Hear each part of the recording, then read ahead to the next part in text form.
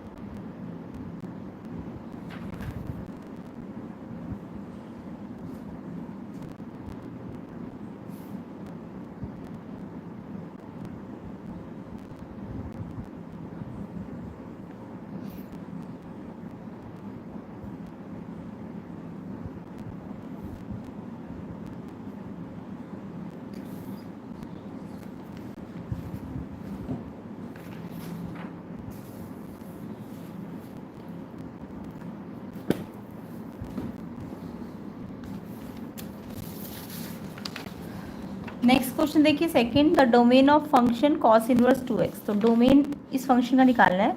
तो फंक्शन को आपने एफ एक्स को y मान लिया है ना, कॉस इनवर्स 2x y है। तो यहाँ से कॉस इनवर्स को यहाँ भेजो तो ये कॉस 2y, कॉस इनवर्स से यहाँ कॉस आ जाएगा ना, कॉस y 2x हो जाएगा।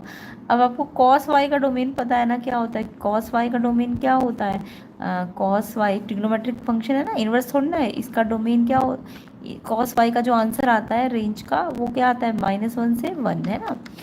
तो कॉस वाई का अगर -1 से 1 है तो कॉस वाई किसके बराबर है, 2x के बराबर है। तो 2x कहाँ से कहाँ तक है, -1 से 1। अब हमें तो x निकालना है, डोमेन का मतलब क्या होता है, x होता है। तो x निकालना है तो 2 यहाँ मल्टीप्लाई है तो इधर भी डिवाइड कर दो और इधर भी, क्योंकि यहाँ से सबको डिवाइड किया ना 2 से, ताकि यहाँ से x बचे। तो 2 से ये भी डिवाइड हो गया, ये भी, यानी -½ से ½ तो x मतलब डोमेन कहाँ से कहाँ तक आ गया, -½ से +½ एंड इक्वल भी लगा है ना। तो यानी कि -½ से +½ ये इसका डोमेन है x। ओके, तो ऐसे करना था इस क्वेश्चन को। तो ये डी ऑप्शन इसका करेक्ट आंसर है। ऑप्शन डी किस किस बच्चे का आया है, बिल्कुल ठीक है। थर्ड क्वेश्चन देखो, थर्ड क्वेश्चन है the value of determinant. Determinant आपको फाइंड करना था, तो ये डिटर्मिनेंट का ब्रैकेट है ना। तो डिटर्मिनेंट दो ऑर्डर का कैसे करते हैं, इसको इससे मल्टीप्लाई, इसको इससे मल्टीप्लाई, है ना। तो डिटर्मिनेंट में ये वाला इससे मल्टीप्लाई होगा एंड ये वाला इससे मल्टीप्लाई होगा। अब ये आइडेंटिटी बन गई cos A cos B minus sign A sine B. तो ये आइडेंटिटी आपको बताओगी कॉस ए प्लस बी की होती है ना, कॉस ए प्लस बी की होती है। तो यहाँ पे ए क्या है 75, बी क्या है 15। तो 75 और 15 कितने होते हैं 90 एंड कॉस 90 कितना होता है 0। ऑप्शन बी इसका करेक्ट आंसर है। ओके, तो किस किस का आंसर ऑप्शन बी है, बिल्कुल ठीक है, कॉस 90। नेक्स्ट देखो फोर्थ क्वेश्चन,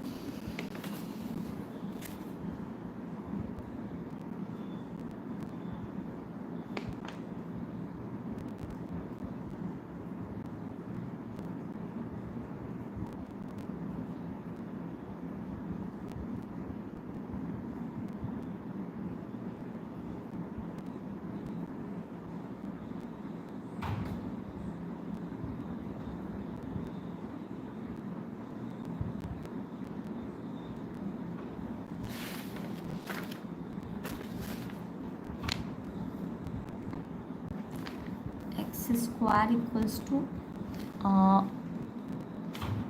1 है ना, x square equals to 1।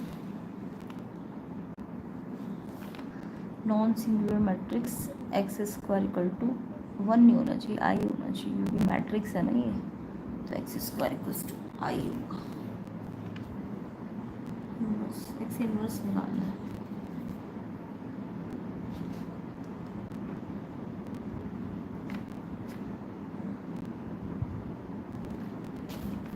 X square minus I plus 2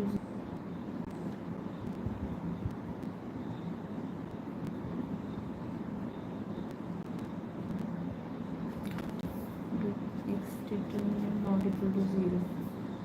तो यहाँ से आई निकालना है, एक्स स्क्वायर आ जाएगा, ये इनवर्स से मल्टीप्लाई कर देंगे।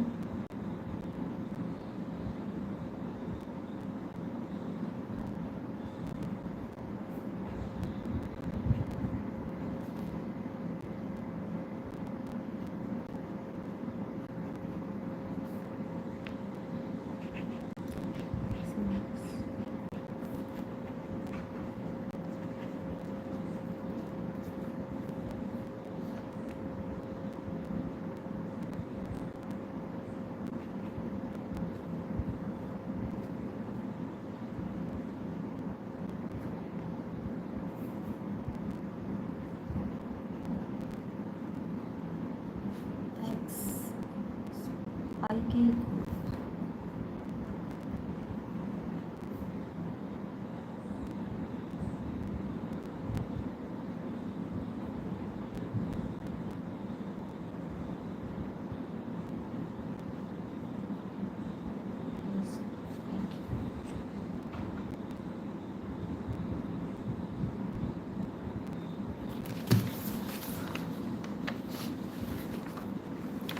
नेक्स्ट देखिए एक्स स्क्वायर इक्वल्स टू, यहाँ पे देखो एक्स बोला है मैट्रिक्स है, तो ये एक्स स्क्वायर भी मैट्रिक्स होना चाहिए, तो ये 1 नहीं होगा, ये आई होगा। ये एक्स स्क्वायर आई गिवन है और आपको एक्स इनवर्स फाइंड करना है, ठीक है।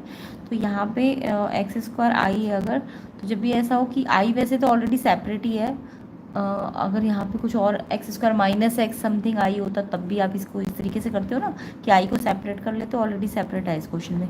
फिर हम क्या करेंगे, मल्टीप्लाई कर देंगे एक्स इनवर्स से, क्योंकि एक्स इनवर्स निकालना है तो एक्स इनवर्स से ही हम दोनों साइड मल्टीप्लाई करेंगे। तो एक्स स्क्वायर को भी हमने एक्स इनवर्स से मल्टीप्लाई कर दिया, आई को भी एक्स इनवर्स से। अब एक्स स्क्वायर है और एक्स इनवर्स, तो ये हमारा एक्स स्क्वायर है ना, तो अच्छा एक एक्स सेपरेट होगा ना, एक्स एक एक्स के साथ एक्स इनवर्स आया और एक एक्स ऐसे ही रहेगा, इसका मतलब एक्स एक्स इनवर्स तो आई हो जाएगा और एक्स एज इट इज है ना। और ये आई एक्स इनवर्स से होगा तो ये तो एक्स इनवर्स ही आ जाएगा, तो एक्स इंटू आई, यानी कि आई से कुछ भी मल्टीप्लाई होता है तो एक्स ही आएगा ना, तो एक्स इनवर्स एक्स के बराबर आएगा इसमें, तो एक्स इनवर्स एक्स के ही बराबर आएगा, ए ऑप्शन होना चाहिए। आई होप सबका आंसर ए ऑप्शन होगा, कमेंट करके बताओ। तो सिंपल ही था, ये आपको गिवन था, आपने क्या करा एक्स इनवर्स से दोनों साइड मल्टीप्लाई किया, इसको आई से जब भी किसी को मल्टीप्लाई करते हैं तो एच डी ये वाला आ जाएगा। एंड एक्स स्क्वायर में 2 एक्स है, तो एक एक्स को तो एक्स इनवर्स मिल गया और एक एक्स सेपरेट हो गया, एक्स और एक्स इनवर्स जब होते हैं तो आई और एक्स, आई किसी के साथ भी आता तो यही बचेगा, तो एक्स इनवर्स एक्स के ही बराबर है, ए ऑप्शन इसका आंसर है, ठीक है क्लियर। तो एक्स इसका आंसर एक्स ही होगा। फिफ्थ देखो, the cofactor of the element A32 in the determinant given है आपको A32, थर्ड रॉ और सेकंड कॉलम, थर्ड रॉ और सेकंड कॉलम, यानी ये इस वाले का कोफैक्टर निकालना है आपको। तो यहाँ पे कोफैक्टर का फॉर्मूला सबको आता होगा, अगर 3 2 वाला कोफैक्टर निकालना है, कोफैक्टर में कैपिटल ए यूज़ किया करो, तो माइनर आपको 3 2 वाला निकाल के -1 पे ये जो 3 और 2 है इनको ऐड करना पड़ेगा, ये फॉर्मूला होगा। माइनर कैसे निकालेंगे, इस 3 2 का इसका निकालना ना 3 2 यानी ये वाला, तो इसके कॉलम और रॉ को हाइड कर दो, कॉलम और रॉ को हाइड करो, बचा के 1 2 और 3 1, 1 2 3 1 डिटरमिनेंट को सॉल्व कर लो तो M32 आ जाएगा, 1 1 ज़ा 1 एंड 2 3 ज़ा 6, बीच में माइनस, इसको इससे मल्टीप्लाई, इसको इससे, और माइनस आता है बीच में, 1 -6 करोगे -5, एंड ये देखो ऑड पावर है ना तो इसलिए -1, अब ये -1 -5 यानी 5 आंसर आ जाएगा, option C. Option C fifth का आंसर है। किस किस बच्चे ने लिखा है उनका करेक्ट आंसर है, कमेंट कीजिए मुझे। एंड वीडियो को शेयर नहीं कर रहे हो, ज़्यादा से ज़्यादा शेयर करो, लाइक कर दो ज़्यादा से ज़्यादा, जल्दी जल्दी लाइक कर दो वीडियोज़ को। तो आंसर इसका सी ऑप्शन 5 है। सारे बच्चे लाइक करो वीडियो, एंड अगर चैनल में नए हो तो चैनल को सब्सक्राइब भी कर लेना। 6 क्वेश्चन देखो, if A is an identity matrix order n है तो ए एडजॉइंट ए क्या होगा। तो ए एडजॉइंट ए की प्रॉपर्टी अगर सबको आती होगी तो आप इजीली इस क्वेश्चन को कर सकते थे। ए एडजॉइंट ए का प्रॉपर्टी होता है A adjoint A determinant A identity matrix n order, ये होता है इसका प्रॉपर्टी, ठीक है। और आपको क्वेश्चन में ए आइडेंटिटी मैट्रिक्स बोला है, यानी जो ए मैट्रिक्स है वो आई आइडेंटिटी मैट्रिक्स जो भी ऑर्डर है उसके बराबर है, ठीक है। अगर ए मैट्रिक्स आई आइडेंटिटी मैट्रिक्स के बराबर है तो अब मेरे को ये फाइंड करना है, तो मुझे डिटरमिनेंट चाहिए। तो कोई भी आइडेंटिटी मैट्रिक्स का जब मैं इसमें डिटरमिनेंट लगाऊंगी तो आइडेंटिटी मैट्रिक्स का डिटरमिनेंट तो 1 होगा, ये इसके बराबर है, और इस पर डिटरमिनेंट लगा तो इस पर भी लगा, तो इसका डिटरमिनेंट कितना होता है, 1 होता है। अगर ये आइडेंटिटी मैट्रिक्स है तो उसका डिटरमिनेंट 1 होता है। अब इसमें डिटरमिनेंट की जगह 1 रखो, एंड ये तो एज इट इज़, और ये निकालना है तो 1 को आइडेंटिटी मैट्रिक्स से मल्टीप्लाई करोगे तो आइडेंटिटी मैट्रिक्स ही आपको मिल जाएगा। तो यानी कि ऑप्शन ए इसका आंसर है। तो ये आपको प्रॉपर्टी आनी चाहिए थी, ठीक है, और ये गिवन था आपको, तो आपको डिटरमिनेंट चाहिए तो आपने निकाला एंड देन इस पर रखा, तो ये आपका आंसर आ जाएगा। ऑप्शन ए आइडेंटिटी मैट्रिक्स इसका आंसर है। किन किन बच्चे का ये आंसर आया कमेंट कीजिए। 7th क्वेश्चन देखो, ये आपको एक्स फंक्शन भी टी का फंक्शन दिया हुआ है और वाई भी टी का फंक्शन यानी पैरामीट्रिक फॉर्म दी है, आपको इसका डबल डेरिवेटिव फाइंड करना है एंड टी इक्वल टू 1 पे फाइंड करना था। तो बहुत ही सिंपल क्वेश्चन था, जब भी एक्स और वाई दो अलग अलग फंक्शन होते हैं पहले एक्स का डेरिवेटिव टी की रिस्पेक्ट में करो, टी है ना यहाँ पे d x by d t, ऐसी वाई का d y by d t. तो टी की पावर 3 था, 3 पावर आगे आ गई डिटर्मिनेंट क्या ले रहे हो, डिफ्रेंशिएशन कर रहे हो तो पावर एक कम कर दो, टी पे स्क्वायर हो जाएगा, ये 3 आगे और ये इस पे एक पावर कम। सेम ऐसे ही d y by d t करो तो ये पावर आगे एंड टी पे एक पावर कम हो गई, यानी 2 की बचेगा, एक पावर बचेगी, है ना, 2t आ जाएगा। अब d y by d x निकालना है तो आपको d y by d t को d x by d t से डिवाइड करना पड़ेगा, तभी तो d y by d x आएगा। तो इसको इससे डिवाइड करो, यानी ये ऊपर और ये वाला नीचे। अब टी से एक टी कट गया, 2/3 एंड टी नीचे है ना। अब इसका डबल डेरिवेटिव भी करना है क्योंकि क्वेश्चन में डबल डेरिवेटिव बोला है, तो पहले सिंगल डेरिवेटिव किया फिर डबल किया। डबल करने के लिए जो कॉफिशिएंट, ये जो आगे वाला नंबर है ये तो एज इट इज़ आ गया, एंड 1/t का डेरिवेटिव करना आता होगा सबको, 1/t² हो जाएगा और नेगेटिव साइन लग जाएगा। 1/t का डेरिवेटिव आता है ना 1/t² माइनस में। अब ये डबल डेरिवेटिव आ चुका है। अब t की वैल्यू आपको 1 रखनी थी इस पर, तो t की जगह 1 रख दिया, ये t नीचे है, 1 नीचे रखना है, ठीक, 1 का स्क्वायर, बट है तो 1 इसलिए कोई फ़र्क नहीं पड़ेगा, बट नीचे रखना है आपको, है ना। 1 का स्क्वायर 1 हो गया, 3 नीचे एज इट इज़, 2/3 माइनस का आंसर आ जाएगा अगर टी की वैल्यू 1 रखोगे तो। -2/3 देखो कौन सा ऑप्शन है, ऑप्शन नंबर डी है इसका, इसका आंसर भी ऑप्शन डी है 7th का। तो आई होप सबका आंसर यही आया होगा, -2/3। नेक्स्ट क्वेश्चन देखो, the area bounded by the parabola, parabola है x² = y and the line दी है y = 1। तो ये तो बहुत ही सिंपल सा क्वेश्चन था।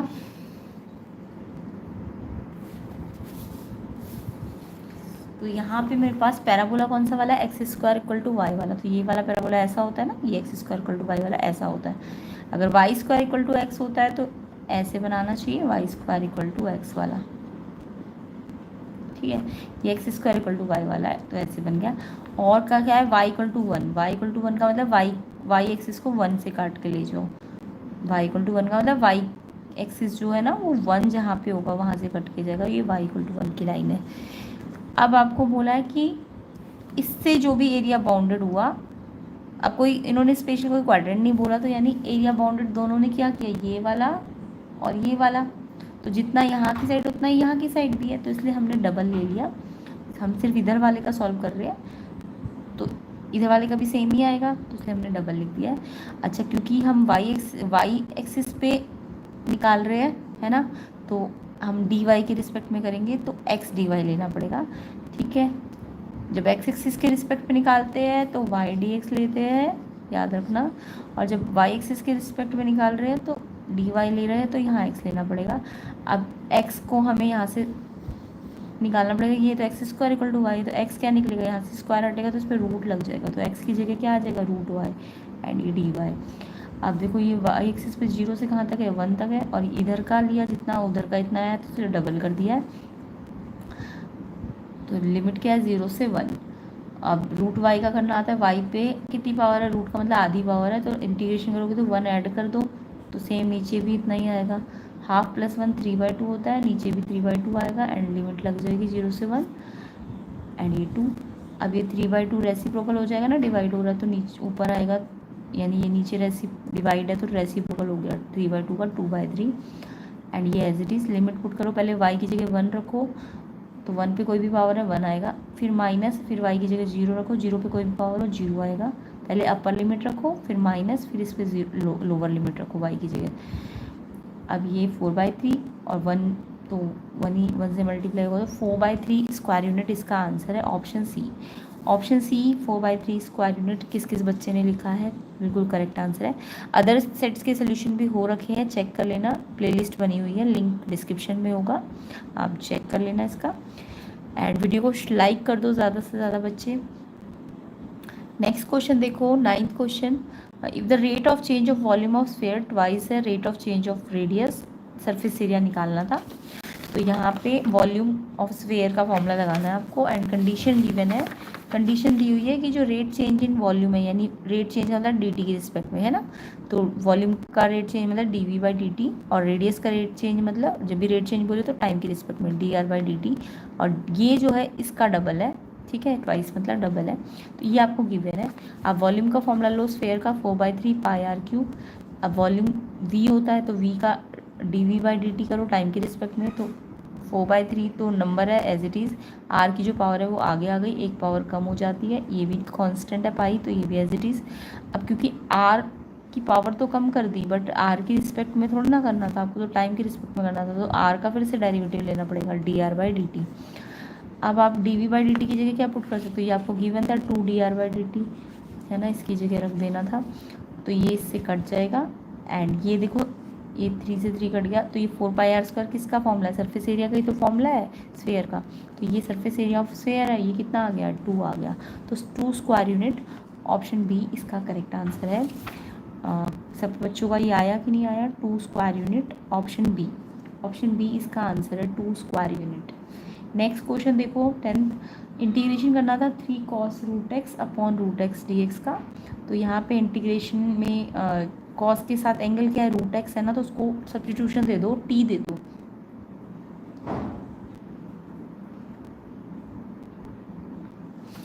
तो यहाँ पे जो भी कॉस के अंदर एंगल होता है उसको सब्स्टिट्यूशन मेथड से किया जाता है मोस्टली, तो √x को t मान लिया हमने, है ना, तो √x अगर t है तो डिफ्रेंशिएट करो t की रिस्पेक्ट में, तो √x का क्या होगा 1/2 √x, एंड t की रिस्पेक्ट में करना तो x का dx/dt, dt यहाँ चला गया, एंड t का किया तो 1 आया। अब ये मुझे तो 1/√x चाहिए ना, यहाँ पे देखो ये 1/√x है ना, 1/√x dx, तो 1/√x dx चाहिए, तो ये 2 डिवाइड में यहाँ मल्टीप्लाई हो गया, तो हम 1/√x dx की जगह 2 dt रख देंगे, तो ये 3 एज इट इज़, कॉस इसकी जगह t पुट किया, ये हमने t माना था, एंड ये 1/√x dx की जगह क्या आ गया 2 dt। अब ये कांस्टेंट क्या है 3 2 6, ये तो बाहर ले लो, और cos t dt बचेगा। अब cos का इंटीग्रेशन dt की रिस्पेक्ट में कर सकते हो, साइन t होता है, एंड ये 6 एज इट इज़ प्लस में c, तो t को रिप्लेस कर दो √x से, तो 6 sin √x plus c, option D इसका आंसर है। तो किस किस बच्चे का आंसर ये आया, सब्स्टिट्यूशन मेथड लगना था यहाँ पे, 6 sin √x प्लस में आ रहा है प्लस c, कॉस का इंटीग्रेशन प्लस में आता है ना। नेक्स्ट क्वेश्चन 11 देखो, dy/dx of fx equal to 3x² minus 3/x4, आपको f1 0 गिवन है, fx निकालना था, तो यहाँ पे सिंपल है, अगर fx का dy/dx दिया हो तो आपको fx अगर निकालना है तो ये dy/dx यहाँ से हट के यहाँ इंटीग्रेशन ले लेता है, तो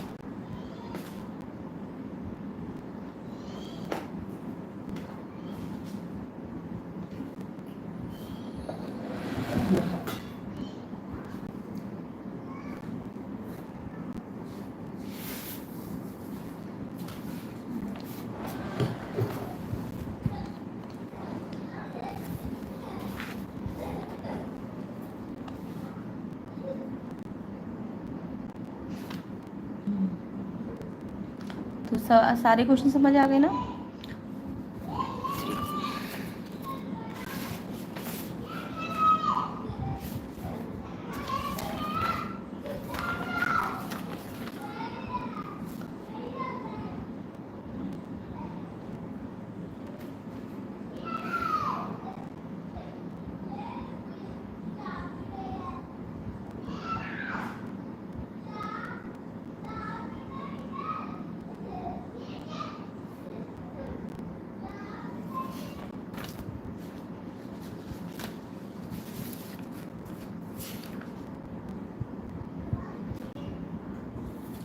तो देखिए इसको कैसे करना था आपका,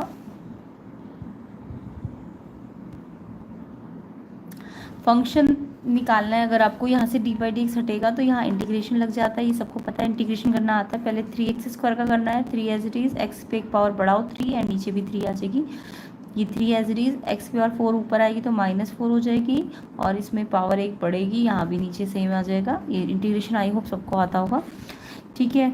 अभी 3 से 3 कट गया, नीचे ये भी -3 हो जाएगा, 3 से 3 ये भी कट जाएगा, 2 माइनस माइनस प्लस हो गए तो x3 1/x3 प्लस c आ जाएगा fx, ठीक है।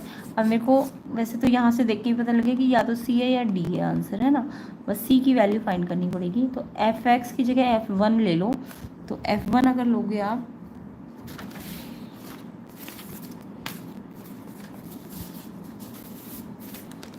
तो ये fx आ गया ना आपका, fx क्या है आपका x³ 1/x प्लस सी, तो x की जगह 1 रखो, तो यहाँ 1 रखा, इस पर भी 1 रखा प्लस सी एंड f1 कितना दिया 0, तो ये पूरा 0 के इक्वल रख दो। अब ये 1 का क्यूब 1, 1 का cube 1 plus C equal to 0, C की वैल्यू निकालनी है तो ये 2 प्लस का इधर आके माइनस, और सी की वैल्यू कितनी आ गई -2 एंड सी की वैल्यू इस वाले में रख दो, x³ 1/x प्लस की जगह -2, है ना। ये आपका फंक्शन है, सी ऑप्शन इसका करेक्ट आंसर है। तो किस किस बच्चे ने ऑप्शन सी पे करेक्ट किया है, बिल्कुल करेक्ट आंसर है। नेक्स्ट क्वेश्चन देखो 12th, एक एलपीपी में कॉर्नर पॉइंट आपको गिवन थे, ये इसका ऑब्जेक्टिव फंक्शन गिवन था। आपको बोला था दो इनमें से जो 2 पॉइंट है 1 1 और 3 0, इस पे ना ये मिनिमम वैल्यू दे रहा है, तो दोनों पे मिनिमम आ रही है, तो आप पहले ये पॉइंट रखो फिर ये पॉइंट रखो, और दोनों मिनिमम है तो दोनों को इक्वल करना था।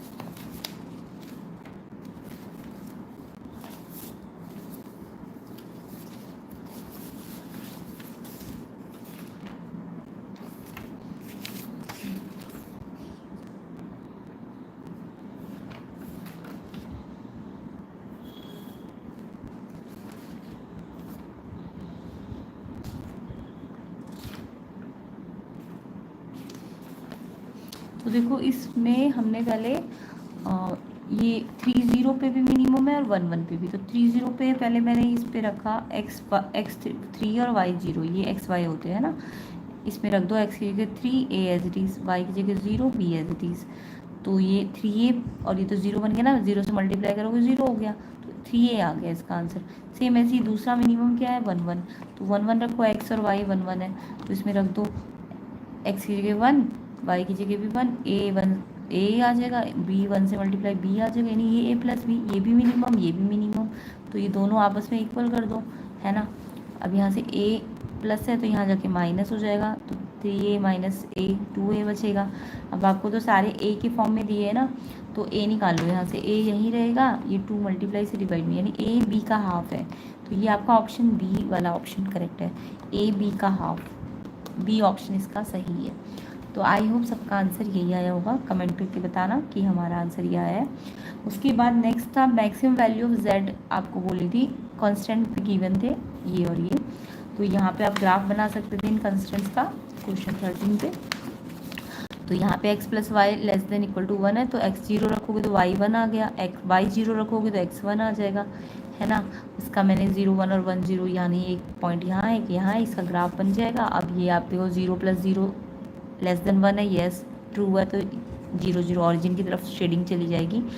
अब आपको ये ग्राफ मिल गया है, अब आपको ये 3 पॉइंट मिले 0 1 1 0 0 0, है ना, ये शेडिंग पे, तो ये तीनों पे आपको ना z निकाल लेना है। पहले इस पे निकाल लो 0 1 पे, फिर 1 0 पे, फिर 0 0 पे, तो निकाला साहब, तो इस पे 4 आ रहा है, इस पे 3 आ रहा है, इस पे 0, तो 4 वाला मैक्सिमम है, तो 4 इसकी मैक्सिमम वैल्यू है, तो ऑप्शन बी इसका करेक्ट आंसर था, मैक्सिमम निकालना था, मैक्सिमम तो 4 आएगा, बी ऑप्शन इसका करेक्ट आंसर है।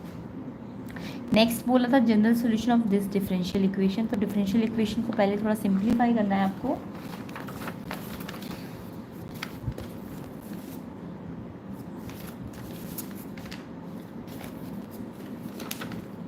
तो यहाँ पे मेरे पास जनरल सॉल्यूशन बोला है ना, तो यहाँ पे देखो ये मेरे को इक्वेशन दी हुई है, तो यहाँ पे dy और dx और यहाँ x है और यहाँ देखो x भी और y भी है। तो e में जब कोई पावर प्लस में होती है तो हम कैसे लिख सकते हैं, e पे पहले ये वाली पावर, फिर प्लस है तो e पे y पावर।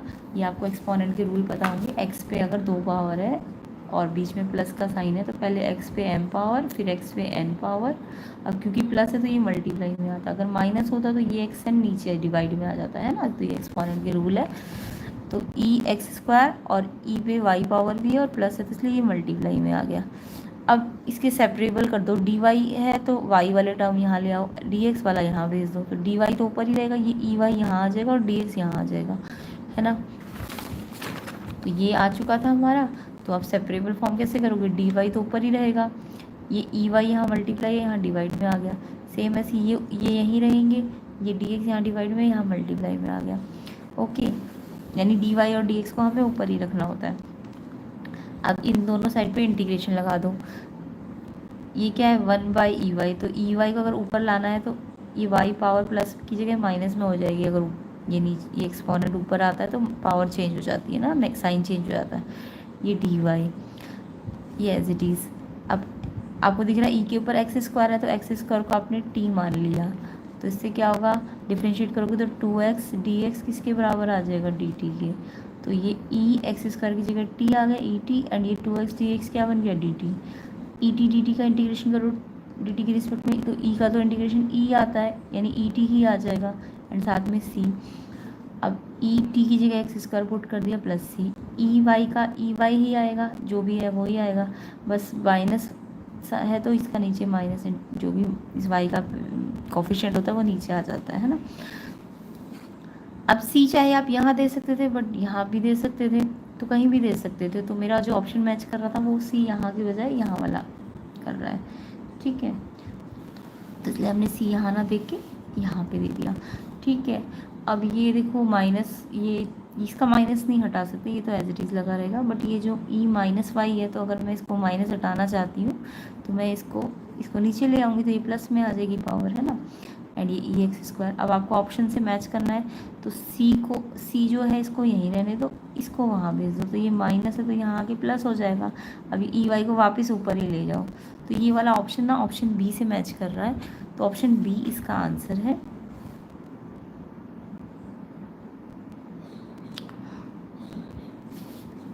ऑप्शन बी और सी में मतलब चॉइस थी, क्योंकि ये वाला तो बिल्कुल आंसर में है ही नहीं, ये दोनों या तो बी या सी, तो हमने देखा तो ये वाला आंसर करेक्ट है, बी ऑप्शन, ठीक है। नेक्स्ट देखो, नेक्स्ट भी बहुत सिंपल है, एम एन एन डिग्री है और ऑर्डर है, एम डिग्री है, एन ऑर्डर है। अब पहले ऑर्डर निकाल लो, ये डिफरेंशियल इक्वेशन गिवन है, इसका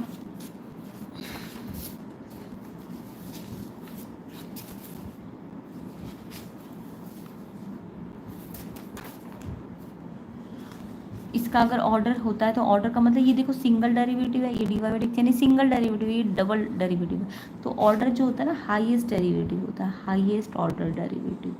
तो हाईएस्ट ऑर्डर डेरिवेटिव इसमें से कौन सा है, ये है आपका, ये सिंगल डेरिवेटिव है, भले ही इस पर पावर 3, बट ये तो सिंगल डेरिवेटिव है, ये डबल डेरिवेटिव है। तो डबल डेरिवेटिव हाईएस्ट है ना, तो यानी ऑर्डर इसका डबल डेरिवेटिव का अंदर 2 है। और डिग्री क्या होती है, जो भी ऑर्डर हाईएस्ट है, यानी ये वाला हाईएस्ट है, इस पे जो पावर होती है, यानी हाईएस्ट ऑर्डर पे जो पावर होगी उसको डिग्री कहते हैं। तो हाईएस्ट पावर को नहीं कहेंगे डिग्री, कहीं आपको 3 है, नहीं, हाईएस्ट ऑर्डर तो ये है ना, इस पे कौन सी पावर है, इस पे कोई पावर दिख रही है, 1 पावर है इस पर, तो इसकी डिग्री 1 होगी। याद रखना, हाईएस्ट पावर को डिग्री नहीं कहते, पावर किसकी, हाईएस्ट ऑर्डर की, हाईएस्ट ऑर्डर ये है ना, तो इस पर कितनी पावर है, 1, तो इसकी डिग्री 1 है, ठीक है। तो ये डिग्री 1 है, यानी m 1 है और n 2 है, तो 1 और 2 को ऐड करके 3 आंसर है, ऑप्शन बी। प्लस करना था ना, तो ऑप्शन बी 3 आंसर आएगा इसका। नेक्स्ट क्वेश्चन 16 देखो, a मैग्नीट्यूड 1 है, b मैग्नीट्यूड 2 है, a डॉट b 2 है, आपको a प्लस b का वेक्टर एडिशन करना था। तो वेक्टर एडिशन का फॉर्मूला आपको आना चाहिए। वेक्टर एडिशन का फॉर्मूला होता है, कोई भी 2 वेक्टर का एडिशन करना है तो उनका जो रिजल्टेंट वेक्टर होता है a का स्क्वायर, यानी a का मैग्नीट्यूड का स्क्वायर, b का मैग्नीट्यूड का स्क्वायर, 2ab cos थीटा। ये मैग्नीट्यूड लेने हैं यहाँ पे, ठीक है। मैग्नीट्यूड आपको गिवन थी।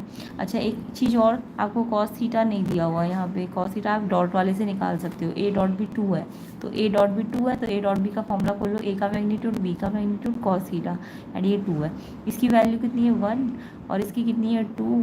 1 इंटू 2 2 डिवाइड में चला गया, 2 से 2 करके कॉस थीटा 1 आ गया। कॉस थीटा की वैल्यू यहाँ पे रख देनी है 2, एंड 2 ये 1 है और ये 2 है ना। तो ये 2 2 जा 4 हो गया ना, ये 1 है और ये 2 है। नहीं, ये 2 ए भी होता है कि ए भी होता है।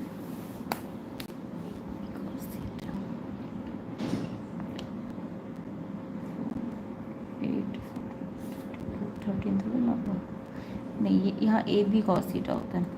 ए बी कॉस थीटा है, तो यानी 2 2 जा 4 और 4 8 1 9, तो √9 3 होता है। तो ये वेक्टर एडिशन का फॉर्मूला होता है, इसे याद रखा करो। तो ये 3 आंसर आ जाएगा इसका। ऑप्शन बी इसका करेक्ट 3 है, ऑप्शन बी। नेक्स्ट देखो, A cross B A dot B. अगर जब भी ऐसा हो कि ए क्रॉस बी का मैग्नीट्यूड ए डॉट बी है, तो याद रखा करो जो एंगल निकलता है ना वो 45 डिग्री होता है। बाकी मैंने इसे करा भी रखा है पहले भी।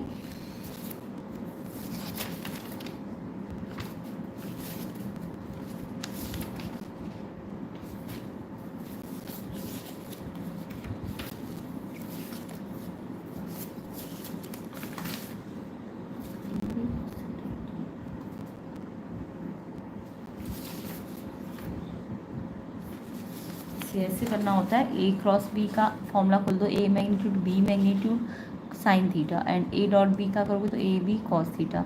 ये दोनों तो कैंसिल हो गए, ए से ए बी से बी। साइन अपॉन कॉस, इधर कुछ नहीं बचा 1, साइन बाई कॉस 10 10 थीटा 1, तो 1 की जगह 10 π/4, थीटा कितना आ गया π/4 यानी 45 डिग्री।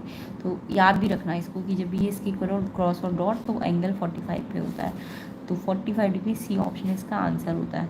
कॉइन को अगर 3 बार टॉस किया, probability of getting at least 2 head, तो आप इसे ऐसी चीज़ बना के भी देख सकते हो।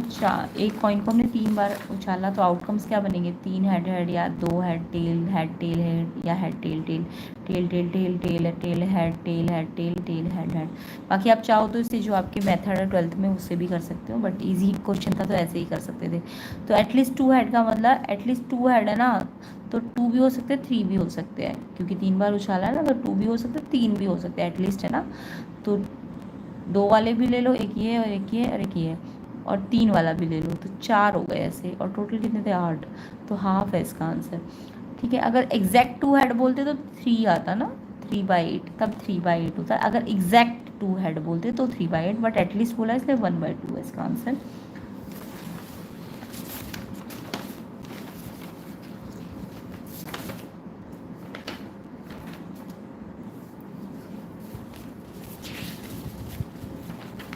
तो एटलीस्ट 2 हेड में 4 ऑप्शंस बन रहे, 8 है टोटल, तो 1/2 इसका आंसर है। ऑप्शन नंबर कौन सा है ये, ए ऑप्शन इसका करेक्ट आंसर है 18th का।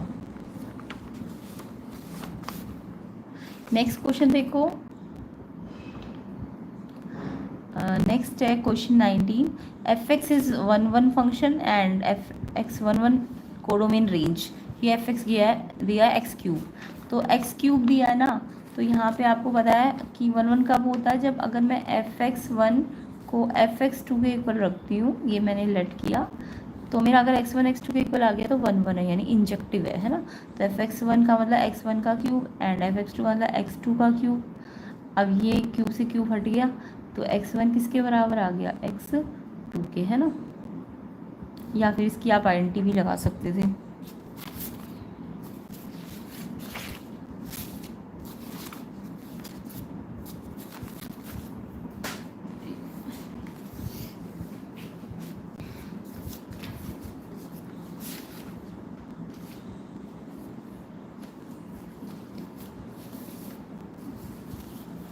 या फिर आप ऐसे आइडेंटिटी से भी कर सकते थे। ये प्लस है, यहाँ के माइनस हो जाएगा, a³ - b³ का फॉर्मूला लगा दो, a - b A square B square A B. अब ये स्क्वायर स्क्वायर थी तो ऑलवेज ग्रेटर देन जीरो है, तो यानी कि ये जीरो है, तो x1 किसके इक्वल आ जाएगा, x2 के। तो ऐसे भी कर सकते थे, यानी जब ये x1 x2 के इक्वल है यानी 1 1 है, ये असर्शन बिल्कुल ठीक है, बट रीज़न ना गलत है। क्यों? क्योंकि एजर्शन सही है बट रीज़न देखो गलत क्यों है, क्योंकि आपको बोला 1 1 फंक्शन के लिए कोडोमेन रेंज के बराबर होता है। नहीं, ये कोडोमेन रेंज के बराबर होता है जब ऑन टू होता है, तो ये ऑन टू की कंडीशन है, जबकि ये 1 1 बोल रहा है, तो ये रीज़न बिल्कुल गलत है। एजर्शन सही है बट रीज़न गलत है, तो एजर्शन सही रीज़न गलत, कौन सा ऑप्शन है, एजर्शन सही है रीज़न गलत है, सी ऑप्शन इसका आंसर है। तो क्वेश्चन नंबर 19 का सेट 1 का आंसर सी ऑप्शन होगा, ठीक है। नेक्स्ट क्वेश्चन देखो 20, एफ एक्स क्या है, ग्रेटेस्ट इंटीजर एक्स है, और आपको बोला ग्रेटेस्ट इंटीजर फंक्शन जो है डिफरेंशिएबल नहीं है एक्स इक्वल टू 2 पे। तो ग्रेटेस्ट इंटीजर आपने पढ़े होंगे ना, तो कॉन्टिन्यूस होते हैं और ना ही डिफरेंशिएबल होते हैं, और पहली बार डिफरेंशिएबल तभी होगा जब कॉन्टिन्यूस होगा, यानी पहले कॉन्टिन्यूस होना पड़ेगा तभी तो डिफरेंशिएबल होगा। तो ये तो कॉन्टिन्यूस ही नहीं होते क्योंकि ये इंटीजर वैल्यू पे ब्रेक हो जाते हैं। आपको पता है इसके जो ग्राफ होते हैं, अगर मैं 2 पे ग्राफ बनाऊँगी तो 2 पे इसका लेफ्ट पे ये ओपन भी होगा और ऊपर जाएगा तो ये क्लोज, ऐसे ब्रेक करके बनेगा इसका ग्राफ। तो 2 के लेफ्ट पे ये कुछ और वैल्यू मतलब कॉन्टिन्यूस है ही नहीं, है ना, ब्रेक होके बन रहा है, तो कॉन्टिन्यूस तो है ही नहीं है। तो अगर कॉन्टिन्यूस ही नहीं है तो डिफरेंशिएबल कहाँ से होगा, तो बिल्कुल डिफरेंशिएबल तो बिल्कुल नहीं होता है, ना तो मॉडुलस फंक्शन होते हैं ना ग्रेटेस्ट इंटीजर फंक्शन डिफरेंशिएबल नहीं होते। हाँ, मॉडुलस फंक्शन कॉन्टिन्यूस होते हैं एग्जैक्ट उस वैल्यू पे, बट डिफरेंशिएबल नहीं होते उस वैल्यू पे।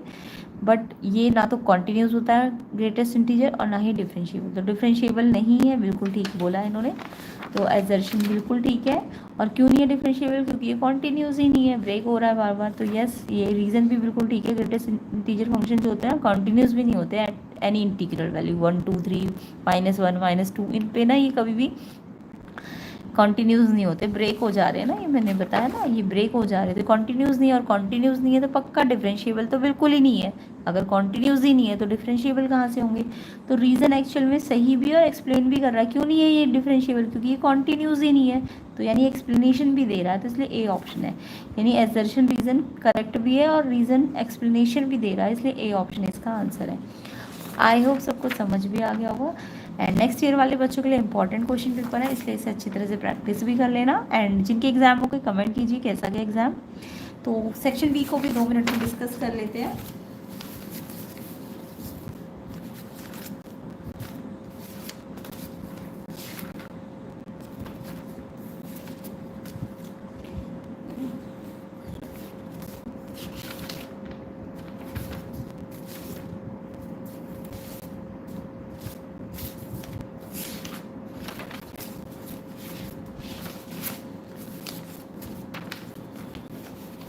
तो यहाँ पे सेक्शन बी में सबसे पहले तो 21st क्वेश्चन में आपको प्रिंसिपल वैल्यू निकालनी है इसकी। तो प्रिंसिपल वैल्यू तो सबको आती होगी कैसे करनी है, जिससे ये है कॉस इनवर्स -हाफ, तो इसमें आप इसको y मान लिया करो, ये कॉस इनवर्स यहाँ आ गया तो कॉस y, अब -हाफ की जगह कॉस है तो यहाँ भी कॉस π/3, हाफ कब होता है 60 पे ना, और ये माइनस है। अब क्योंकि -π/3 इसकी प्रिंसिपल ब्रांच पे नहीं आती है, क्योंकि कॉस के लिए प्रिंसिपल ब्रांच 0 से पाई होती है, तो यानी ये क्वाड्रेंट वाइज चेंज करना है। तो नेगेटिव कहाँ किस क्वाड्रेंट पे होता है, ये सेकंड क्वाड्रेंट पे, तो इस -cos थीटा को कैसे चेंज कर सकते हो, cos π - थीटा, तो थीटा कितना है π/3, पाई माइनस π/3 का अंदर 2π/3, तो y की वैल्यू यानी इसकी वैल्यू 2π/3 आ गई। तो इसको सॉल्व करके कितना वैल्यू दे रहा है 2π/3, ये 2 एज इट इज सेम ऐसे इसको सॉल्व करना है। इसका साइन हाफ कब होता है π/6 पे, तो यानी π/6 आ गई इसकी, और ये इसकी प्रिंसिपल वैल्यू पे ब्रांच पे लाई करती है, इसलिए इसको क्वाड्रेंट वाइज चेंज करने की ज़रूरत नहीं होती है। तो ये 2 यहाँ था तो इससे ये कट गया, 2 3 था, तो ये 2π/3 और ये π/3 जो एलसीएम ले लो, 2π और पाई 3π/3, यानी पाई आंसर है इसका। तो किस किस बच्चे का आंसर पाई आया है 21st का, बिल्कुल ठीक है। बाकी ये प्रूफ आपका एनसीईआरटी बेस्ड ही था, कर लिया होगा आपने प्रूफ इसको सब्स्टिट्यूशन लगा के। देन 22 क्वेश्चन में आपको प्रूफ करना था, इसका डिफरेंशिएशन करके ये लाना था -EY, तो ये भी सिंपल ही था, ये आपको गिवन था, ठीक है। अब मेरे को डिफरेंशिएशन करना है तो डिफरेंशिएट करूँगी, तो ये देखो ये एक फंक्शन है एक ये है, तो ये 2 फंक्शन है मल्टीप्लाई है, तो डिफरेंशिएशन कैसे करते हैं, u और v अगर मल्टीप्लाई में हो तो पहले u का derivative v as it is, फिर v का derivative u as it is. अब क्योंकि प्लस है तो चाहे मैं पहले v का डेरिवेटिव कर लूँ चाहे u का, तो मैंने पहले इसको एज इट इज़ रख दिया ई वाई को, इसका डेरिवेटिव कर दिया, तो एक्स का डेरिवेटिव 1 और 1 का तो 0, तो 1 आया ये। फिर इसको एज इट इज़ रखा, फिर इसका डेरिवेटिव करो ई वाई का, तो ई वाई आएगा, बट क्योंकि एक्स की रिस्पेक्ट में करना है तो वाई है इसके ऊपर, तो वाई का फिर से करो d y by d x, and 1 का कितना होता है 0, e y as it is. अब देखो एक्स प्लस 1 ई वाई मेरे को क्वेश्चन में दे रखा है कितना है 1, तो इसकी जगह मैंने 1 पुट कर दिया, एंड ये as it is equal to 0। अब ये d y by d x वाला टर्म यहीं रहने दो, ये वाला without d y by d x term plus में है, यहाँ के माइनस हो गए, यानी ये निकाल, यही तो प्रूव करना था, तो हैंस प्रूफ। तो ऐसे करके आपको इसे प्रूव करना था। नेक्स्ट क्वेश्चन आपका ये बिल्कुल एनसीईआरटी का ही क्वेश्चन है। लैडर है, leaning against the wall, bottom of the ladder pull किया जा रहा है इस रेट से, तो ये आपको एनसीईआरटी में जो रेट चेंज वाला चैप्टर है उसमें मिल जाएगा। बाकी अदरवाइज मैं इसके सोल्यूशन पूरे के पूरे नेक्स्ट पार्ट में कवर करा दूंगी। एंड 24 को भी देख लेते हैं। Find the value of lambda, points given थे और कॉलिनियर बोला था, तो कॉलिनियर की कंडीशन लगानी थी आपको। तो यहाँ पे मेरे पास 3 पॉइंट दिए थे 24 क्वेश्चन में, -1 -1 2 एंड 2 8 लैम्डा 3 11 6। ये लैम्डा फाइंड करना है, कंडीशन है कोलिनियर की। तो पहले आप ना, ये तो पॉइंट्स है ना, तो आप इनके वेक्टर बनाओ, A B vector, B C vector. तो मैंने पहले ए बी वैक्टर बनाया, तो ए बी वैक्टर कैसे बनेगा, बी वैक्टर में से ए को माइनस करना होता है। जब ए बी बनाना हो तो पोजिशन वैक्टर बी में से ए को माइनस करना है। तो ये 2, इसका पोजिशन वैक्टर कैसे बनाओगे, 2 आई कैप 8 जे कैप लैम्डा आई के कैप, और इसका क्या है -1 आई कैप -1 जे कैप 2 के कैप, है ना। अब मेरे को क्या करना है, ए बी बनाना, तो बी में से ए वाले हटाने, तो इस 2 में से 1 को हटाऊंगी तो ये तो माइनस में है ना, तो ये प्लस हो जाएगा 2 + 1 और आई कैप। फिर 8 में से -1 करूँगी तो प्लस हो जाएगा क्योंकि ये माइनस में है, तो 8 + 1 जे कैप, फिर लैम्डा -2 के कैप। तो ये ए बी बन गया। सेम ऐसे बी सी बनाना, तो सी में से बी वाले माइनस करो, सी में से बी वाले, 3 - 2 1 आई कैप, 11 - 8 3 जे कैप, 6 - लैम्डा के कैप। अब जब ये 2 वेक्टर बन जाते हैं ना, तो ये कोलिनियर तभी होते हैं। कोलिनियर कब होते हैं, जब इनके ये A1 B1 C1, ये A2 B2 C2, तो जब A1/A2 B1/B2 C1/C2 होता है। ओके, तो इसका A1 कितना है 3, इसका कितना है 1, A1/A2 A1 A2, आई वाला आई के साथ, जे वाला जे के साथ, के वाला के साथ, 3/1 एंड इसका 9/3 एंड इसका लैम्डा -2 6 - लैम्डा अपॉन में। अब ये देखो 3/1 है तो ये भी 3/1 ही आ रहा है ना, तो यानी कि ये 3/1 के इक्वल कर दो तो इससे लैम्डा आ जाएगा, क्रॉस मल्टीप्लाई करके लैम्डा -2 1 से क्या एज इट इज, इसको इससे करो एंड फिर लैम्डा के लिए सॉल्व करके लैम्डा 5 आ जाएगा। 5 लैम्डा किस किस का आया कमेंट करना, तो इसका आंसर 5 आएगा। बाकी एंगल बिटवीन द लाइंस में भी आपको पहले इस फर्स्ट जो सेकंड लाइन है वो तो अपनी जनरल फॉर्म में है, बट ये वाली नहीं है वेक्टर फॉर्म इसकी एग्जैक्ट, क्योंकि लैम्डा मिक्स हो गया सबके साथ। क्योंकि जो लाइन की फॉर्म होती है वेक्टर फॉर्म कोई भी लाइन की, A1 + लैम्डा V1, ऐसी दूसरी लाइन की A2 + म्यू B2, तो लैम्डा अलग करना है आपको, है ना। तो लैम्डा यहाँ पे मिक्स हो रखा है सबके साथ, तो आपको पहले इसकी जनरल फॉर्मूला ना। बाकी angle between 2 lines cos theta क्या होता है, B1 B2 और इनका मैग्नीट्यूड, ऊपर डॉट में और नीचे मैग्नीट्यूड। तो B1 B2 एक्चुअल में इन लाइन में कहाँ मिलेंगे, आगे वाले तो A1 A2 होते हैं, तो जो लैम्डा के साथ मिलेंगे ना और जो म्यू के साथ मिलेंगे वो B1 B2 होता है। हमें B1 B2 से काम है, A1 A2 से काम नहीं है। तो पहली वाली जो लाइन दी है उसमें लैम्डा मिक्स हो रखा है, देखो कभी यहाँ है कभी यहाँ है कभी यहाँ है। तो आपको A1 बनाना है तो इसकी विदाउट लैम्डा वाले पार्ट लो, 3 आई कैप 2 जे कैप माइनस का 6 के कैप, तो ये तो बन गया 3 आई कैप -2 जे कैप 6 के कैप, ये तो ए वेक्टर बन गया। फिर लैम्डा वाले टर्म, लैम्डा को कॉमन ले लो, लैम्डा इसमें से कॉमन लिया तो इसमें से 2 आई कैप बचा, इसमें से लैम्डा कॉमन लिया तो माइनस माइनस प्लस 2 जे कैप बचेगा, इसमें से लैम्डा लोगे तो 2 के कैप बचेगा। तो लैम्डा को अगर मैं अलग कर दूँ तो ये जो बनेगा ये B1 वेक्टर बनेगा, और दूसरा वाला लाइन तो ऑलरेडी इसमें म्यू अलग कर रखा है ना, तो ये B2 है, ये B1 है और ये B2 है। अब मेरे को B1 और B2 मिल गए। अब मेरे को एंगल निकालना है, तो B1 B2 का डॉट एंड नीचे इसका मैग्नीट्यूड, इसका मैग्नीट्यूड निकालना आपको आता हुआ, इसका स्क्वायर इसका स्क्वायर इसका स्क्वायर का अंडर रूट सम, एंड ऐसे इसमें भी करना है। डॉट कैसे निकालते हैं, आई वाले को आई वाले से मल्टीप्लाई करो, 2 6 12, जे को जे से करो, 2 3 6, 2 2 2 4, ठीक है। इनको ऐड किया 22, इसको सॉल्व किया 2√3 आएगा, इसको सॉल्व किया 7 आएगा, 49 है रूट है तो 7 आएगा। अब ये आएगा 22/14 √3 कर दिया, 11/7 √3। एंगल निकालना है तो कॉस को यहाँ भेज के इन्वर्स कर दो, तो यहाँ पे कॉस इन्वर्स आपका आ जाएगा, थीटा आ जाएगा कॉस इन्वर्स 11/7 √3। तो किस किस बच्चे का ये आंसर आया है, बिल्कुल ठीक है, कमेंट करके बताना मुझे। नेक्स्ट पार्ट में इसके हम बचे हुए क्वेश्चन कर लेंगे। सेक्शन सी LPP तो सॉल्व कर ही ली होगी आपने। तो ये सारे क्वेश्चंस आपको इसके नेक्स्ट पार्ट वाली वीडियो में मिलेंगे। वीडियो को ज़्यादा से ज़्यादा शेयर कर दो, लाइक कर दो, एंड चैनल में नए हो तो चैनल को सब्सक्राइब करना, कमेंट करना कैसा गया एग्ज़ाम। तो सारे क्वेश्चंस के आंसर आपको इसके नेक्स्ट पार्ट वाली वीडियो में मिल जाएंगे। तो लिंक चेक कर लेना, डिस्क्रिप्शन में होगा प्लेलिस्ट का भी, ठीक है। तो और सेट 1 और 2, सेट 2 जो है वो 1 और 2 के मिक्स क्वेश्चन है, तो आप 1 और 2 के क्वेश्चंस को चेक कर लेना, उसी में आपको मिल जाएंगे सेट 2 के भी, ठीक है। तो आई होप एग्ज़ाम अच्छा गया होगा, कमेंट करके बताना। एंड नेक्स्ट पार्ट में हम इसके बचे हुए क्वेश्चंस को कवर कर लेंगे। तो वीडियो को शेयर कर देना, लाइक कर देना, एंड चैनल में नए हो तो चैनल को सब्सक्राइब ज़रूर करना।